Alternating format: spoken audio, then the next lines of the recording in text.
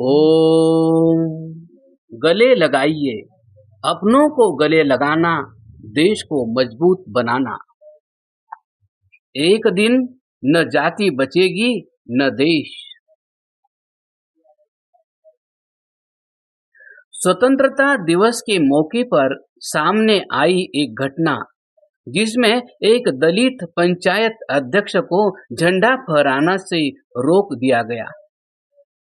तमिलनाडु की राजधानी चेन्नई में तिरुवल्लुर जिले के अथुपक्कम गांव की 60 वर्षीय पंचायत प्रमुख वी अमृतम को 15 अगस्त के अवसर पर एक सरकारी स्कूल में झंडा फहराने के लिए आमंत्रित किया गया था।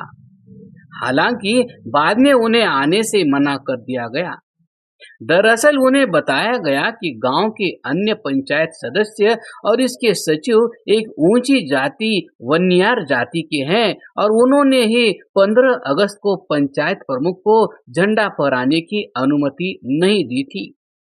इसके बाद इस मामले का प्रशासन द्वारा संज्ञान लेते हुए पंचायत उपाध्यक्ष के पति और पंचायत सचिव को हिरासत में ले लिया गया।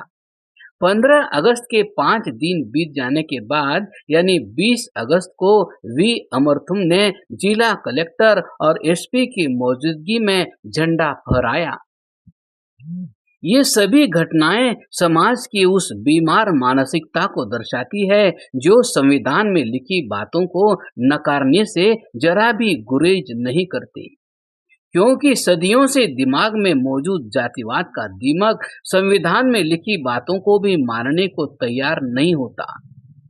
ये दोनों घटनाएं दर्शाती है कि हमारे समाज में जातिगत भेदभाव नाम का अपराध अब तक मौजूद है। शिक्षा व्यवस्था में बदलाव कर विद्यालयों में पढ़ रहे बच्चों को इस बारे में बताया जा सकता है जिससे आगे आने वाली पीढ़ी में इस तरह की मानसिकता न पनपे। संविधान में मौजूद अधिकारों को जन जन तक पहुंचाया जाए। समाज की पहल ही जातिगत बीमारी को जड़ से उखाड़ फेंकने में सहायक हो सकती है। किंतु फिर भी जब से इस देश में जातिवाद का जन्म हुआ तब से हमारा देश दुनिया को राह दिखाने वाले दर्जे से निकलकर सिर्फ दुनिया का सबसे बड़ा कर्जदार और भिखारी देश बनकर रह गया है। जबकि इन अवधारणाओं से निकलकर पश्चिमी दुनिया के देश तरक्की कर गए। इसी जात पात की प्रथा के चलते न सिर्फ हमने सदियों तक गुलामियों को सहा है बल्कि मातृभूमि के खूनी और दर्दनाक बंटवारे को भी सहा है। लेकिन शायद सिर्फ कुछ ही लोगों को मालूम हो कि मोहम्मद अली जिन्ना के परदादा पूर्वज हिंदू ही थे जो ऐसी ही मूर्खता के कारणों की वजह से ही मुसलमान बनने के लिए मजबूर हुए थे, जिसका परिणाम इतना भयानक हुआ कि देश विभाजित हुआ और इस देश विभाजन की आग में लाखों लोग मारे गए।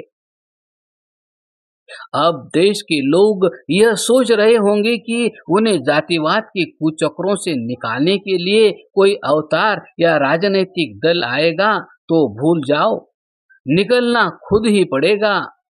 अब निकल जाओगे तो संभल जाओगे, नहीं तो न जाति बचा पाओगे न देश।